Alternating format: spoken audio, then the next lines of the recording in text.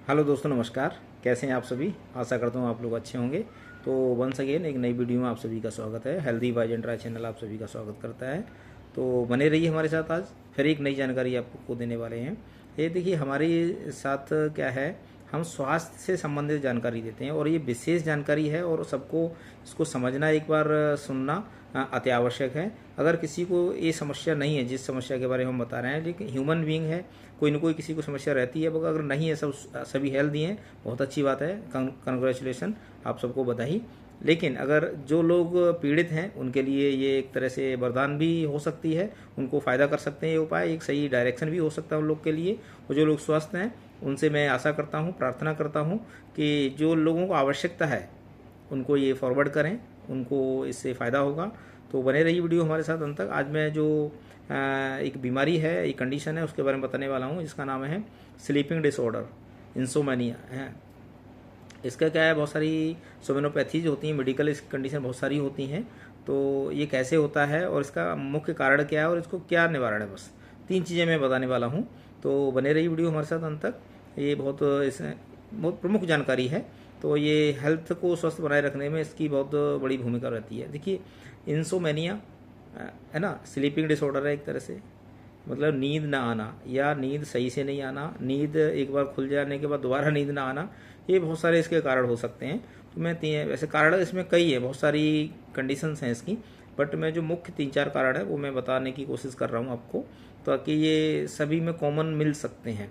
आजकल तो ऐसे लाइफ स्टाइल है, उसकी वजह से भी ये बहुत सारे परिवर्तन हो रहा है नींद के कारण। क्या है डिफ़िकल्टी, देखिए इंसोमेनिया का मतलब क्या होता है, डिफ़िकल्टी इन स्लीपिंग, यानी सोने में रुकावट आना या उसमें प्रॉब्लम आना या नींद ना आना, नींद खुल जाना, ये सब उसका एक तरह से कारण है। ठीक है।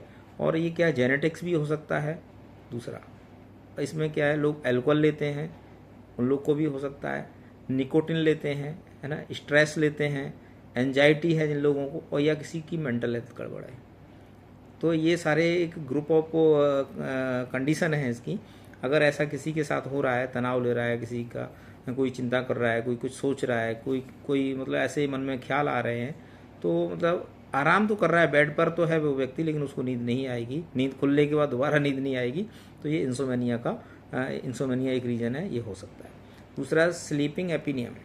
स्लीपिंग एपीनिया क्या होता है, ये ब्रीथिंग डिसऑर्डर है। ब्रीथिंग, ये सांस लेते हैं तो 10 सेकंड के लिए एकदम सांस रुक जाती है, फिर अचानक से सांस आती है, ऐसा हो सकता है। तो फिर उसके बाद उसको नींद नहीं आएगी ऐसे व्यक्ति को, तो ये भी एक तरह का स्लीपिंग डिसऑर्डर है।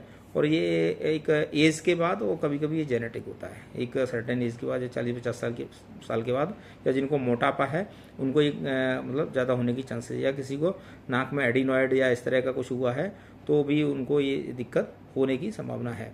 हाइपरसोमेनिया क्या होता है, ये भी एक क्या है, डे टाइम में होता है। हाइपर मीन्स ज़्यादा, हाइपरसोमेनिया मीन्स हो गया जिसको नींद ज़्यादा, रात में तो नींद आएगी लेकिन डे टाइम में भी नींद आएगी। देख, नींद ना आना भी एक प्रॉब्लम है, और रात को ना आकर के दिन में नींद आना, ये भी एक बड़ी समस्या है। तो डे टाइम में ये बहुत ज़्यादा इनको नींद आती है।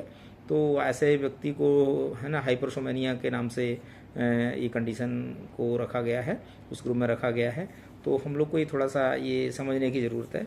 पैरासोमेनिया, ये क्या, एबनॉर्मल है, स्लीपिंग डिस्टर्बेंस है एक तरह से, नींद आ गई खुल गई, नींद आ गई खुल गई, नहीं आई, बहुत सारी इसमें मल्टीपल कंडीशन इसमें हो सकती हैं।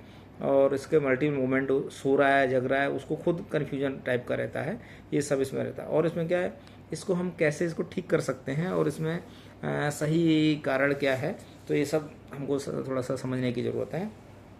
तो अब जैसे किसी को नींद नहीं आ रही, कि एक सामान्य जो जानकारी है, लोग देर रात्रि तक टीवी देखते रहते हैं, बहुत ज़्यादा लाइट है उसमें सोने की कोशिश कर रहे हैं, तो ये थोड़ा सा नींद डिस्टर्ब होने की चांसेस रहेंगे। कुछ शोरगुल हो रहा है, डिस्टर्बेंस हो रहा है उनको, हैं बार बार उठ के कभी पानी जा रहे हैं, कभी यूरिन टॉयलेट के लिए जा रहे हैं, कभी कुछ गेट चेक करने जा रहे हैं। क्योंकि मानसिक स्थिति भी कभी कभी गड़बड़ होने से क्या होता है, आप बेड पर लेट गए, लेटने के बाद ऐसा लगेगा हमारा गेट नहीं लॉक किया है, तो फिर दोबारा चेक करने गए तो नींद डिस्टर्ब होगी। लेट गए, अरे हमने यूरिन पास नहीं कर पाया, फिर वहाँ चले गए, थोड़ी देर बाद अरे यूरिन पास करने के बाद उसके बाद पानी पीने चले गए, तो कुछ ना कुछ मन में ख्याल आते रहें कि फ़ोन चार्जिंग में लगा दिया, कहीं कुछ कर दिया, ये सारी कंडीशन है। तो इसके बाद नींद डिस्टर्ब हो जाएगी और ऐसा व्यक्ति फिर दिन में सोने की कोशिश करेगा, सारे दिन में थकान महसूस करेगा। और इसके बाद का डे टाइम में इनको अवॉइड करना है। दिन में जब सो जाएगा तो रात में फिर नींद नहीं आएगी, तो ये भी एक कंडीशन है। और आदत में बदलाव करने की ज़रूरत है, ये इसका मुख्य यानी हैबिचुअल जो हो जाते हैं, यानी दिन में तो सोना ही नहीं, ना केवल रेस्ट कर सकते हैं, सोने से क्या रात की नींद डिस्टर्ब होगी। और इसका टाइम टेबल फिक्स रखना है, सोने का जगने का टाइम टेबल फिक्स रहेगा तो थोड़ा सा एक हैबिचुअल रहेंगे। आजकल क्या है, जो वीकेंड में होता है बहुत देर रात से सोते हैं, फिर दिन में सोते रहते हैं, तो फिर ये दिक्कत होती है, नींद आने की प्रॉब्लम, तनाव है, टेंशन है कुछ बीमारी है। अगर किसी को कुछ बीमारी है तो अपना चेकअप कराइए, डॉक्टर से सलाह लीजिए। और किसी को कोई बीमारी भी नहीं है, आफ्टर 30 आफ्टर 40 मतलब एवरी 6 मंथ में या वंस इन ईयर एक जनरल चेकअप करा लेना चाहिए, ताकि अपने हेल्थ के बारे में हम लोग को अवेयर बनी रहे। तो बस मेरा यही थोड़ा सजेशन है कि ये भी एक बीमारी है, नींद ना आना और नींद ज़्यादा आना, सुस्त रहना, ये सब एक तरह बीमारी की कंडीशन है। इससे धीरे धीरे व्यक्ति मेंटल भी हो सकता है और अवसाद में जा सकता है ना।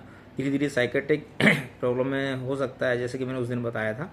इसके बहुत सारे कंडीशन है, तो बस थोड़ा सा अपने आप को थोड़ी लाइफ स्टाइल से भी थोड़ा सा आपको चेंज करने की ज़रूरत है। सुबह early in the morning awaking करने के बाद सुबह फ्रेश हो जाइए, फ्रेश होने के बाद अपना मॉर्निंग वॉक करिए या हल्का फुल्का एक्सरसाइज करिए, है ना, वार्म वाटर पी सकते हैं। और उसके बाद रूटीन अपना लाइफ को जिएंगे तो नींद आने की समस्या, वर्क जरूर करिए, वर्क शरीर फिजिकल एक्टिविटीज अगर होगी तो नींद अवश्य आएगी।